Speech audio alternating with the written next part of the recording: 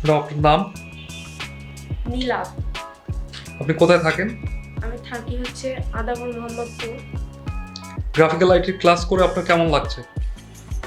আমার ভালো লাগছে অনেক। আমি এটা ফেসবুকে ভিডিও দেখে তারপর এখানে আসছি।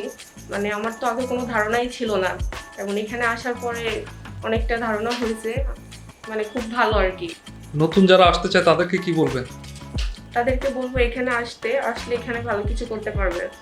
এখানে অনেক কিছু শেখা যাবে। 1000 টাকার কোর্সটা কি আসলে করে লাভবান হবে? অবশ্যই লাভবান হবে, কারণ অল্প টাকার মধ্যে আমরা অনেক কিছু শিখতে পারছি, জানতে পারছি। এটা আমাদের জন্য অনেক ভালো হবে। তো যারা আসবে তাদেরকে বলবো যে আপনাদের জন্য অনেক ভালো কিছু হবে।